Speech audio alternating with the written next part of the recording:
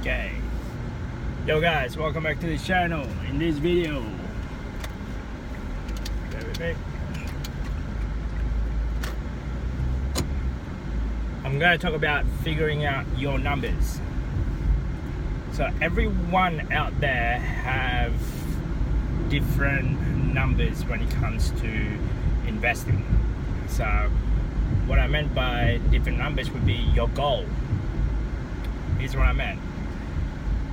My goal, in order for me to live comfortably, need to earn about $2,000 a week without me physically have to go to work anymore. So that's at this current stage, yeah. So $2,000 a week. Now I achieve more than 50% of that. My wife stopped working, and she's a stay-at-home mum and take care of the kids and whatever errands that needs to be done at home. For some people, that might be your goal. Like if you want to stay becoming a stay-at-home parent, then that's my number. Your number will be a bit different compared to mine. What I meant by that is, depending on your goal and your expenditure and what type of lifestyle you're going to want, your number will be different. So I don't have anything fancy. I drive a smaller car, and we don't do a lot of fancy stuff. We don't have the Lamborghini, although wish. We don't have like a big giant house with all the bling bling. No, my requirement is simple. As long as one, I'm able to go to work at the time that I want and at a schedule that I want, and I don't have any stress towards it. And my expenses, it's somewhat, I guess, conservative.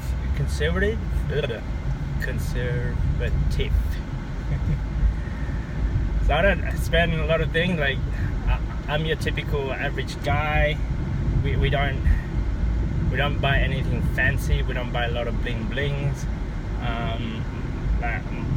Our idea of shopping will be buying a second hand. Gumtree is my favorite thing, to buy a lot of things on Gumtree.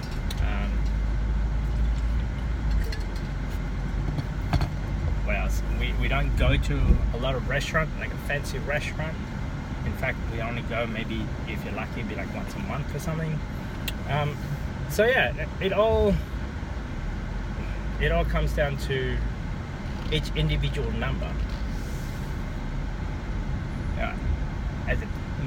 And depending what type of lifestyle you want to have. I mean, if you want a big house, then obviously your number will be a lot more bigger compared to mine. But if you want just living conservatively, then your number will be lower than mine, possibly be the same.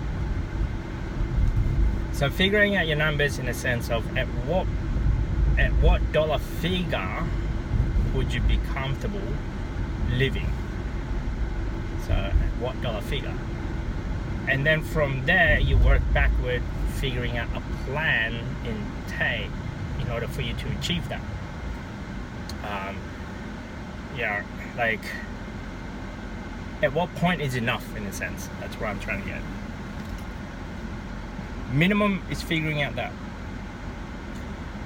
On top of that, I'll put down a benchmark of $1,000, because I looked at, if you're a single person with an average wage of $1,000 a week, after all the expenses, after all the tax, then you should live okay here in Sydney. So I use that as a benchmark. So if you're single, then you probably use that as your guidance. That's what I use. And I use $1,000 income, because I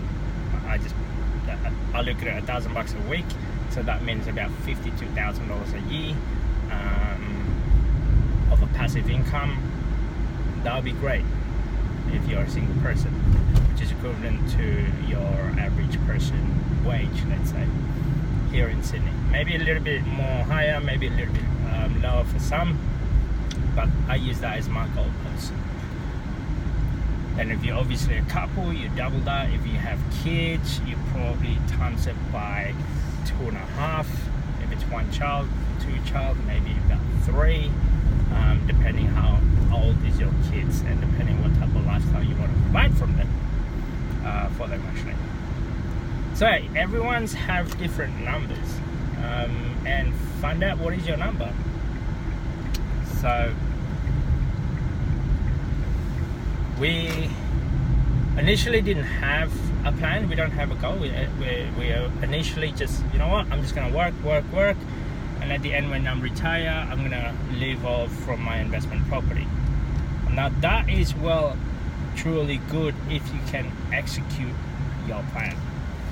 Life bound to go ups and down, and your financial income, or your income or your expenditure, same thing. It's always going to go up and down. So you need to figure out at what point you're going to be comfortable, and at what point will you be have enough surplus to provide yourself as well as your immediate family. First is that. So my goal was that. My goal was, okay, if I can earn, let's say, that's like my end goal. Yeah? My end goal is like, I'm gonna earn $2,000 to $3,000 or $4,000 a week, and I'll be happy then. To be honest with you, everyone's numbers is different. I'm so amazed when I talk to people, like, so what's your numbers? And then some of them don't even have one. Like, you can't expect to have I guess a plan, or how you expect to execute this plan if you don't know what is the plan. So my plan is like, okay, then I need to earn a passive income of $2,000 per week, and I try to get there as quickly as possible. How do I execute that? And then if I have an investment property, how would I execute my investment property to create a passive income, so that way I can eliminate more debt, or I can reduce my hours working, let's say. How do I execute that? So each steps along the way, you're bound to run in a lot of obstacle, and based on the obstacle, you're going to figure out what is the strategy that you're going to take. So I hope that makes sense. So before we even consider looking at all the techniques and all that jazz, you need to understand your numbers. Yeah, if you're still living at home, your numbers may be a little bit lower compared to mine. If you have more than 2 children, then your numbers will be again different compared to mine.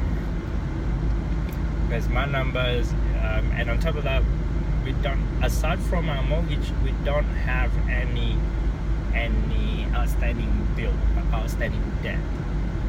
So that is a little bit different for some. And because we don't have any outstanding, like a bad debt, a debt that is running an interest, because we don't have any of those, that can set you up a little bit more faster compared to if you actually have, like say, a credit card debt or a car loan as an example. So I've noticed that there are lots of there are 2 biggest hurdles when I talk to people. I've seen people that, you know, that have a still on their learners or still on their P-Payers, like new drivers, but they bought a brand new car. To me, and they're making a repayment of $100 or $200 per week on the car. To me, that doesn't make any sense. If you're brand new at driving, now I don't recommend you to buy a brand new car. In fact, buy a car that just get you point A to point B. But most people got, I guess, being marketed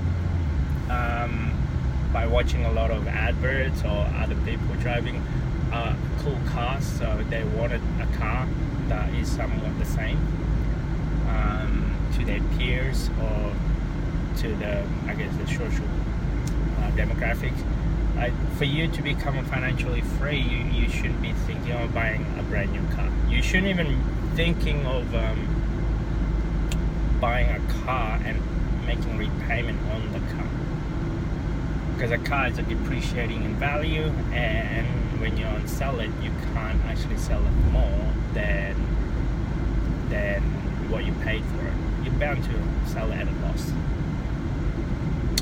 So figuring out your numbers, like figuring out your goal, like for me, like I know for sure at about $2, $3, maybe about $4,000, then we'll finish. We're done. $4,000 per week, passive income from anything, and then we're done. And I'll keep you guys posted on how I go about doing that as well. So, but the main part is that numbers. It's all in it's all in the game. Don't just pull. If you have an income of, the easiest way to figure out your numbers is this. If you're currently, let's say, achieving an income in a job, and that job provides you $500, $700, or $800 per week, then start that as your goalpost. Start that as your income goalpost. How can I achieve passive income of $800 a week, $500 a week? So that would be my recommendation. That's what I did initially. Initially, it's like, all right, then, so if I were working, and I earn $1,000, then how can I replace that $1,000 using this thing called investing? So that way I don't have to work hard, work smart. I didn't understand that concept beforehand until now. So yeah. Numbers, work out your goal. See you guys in the next video. Peace.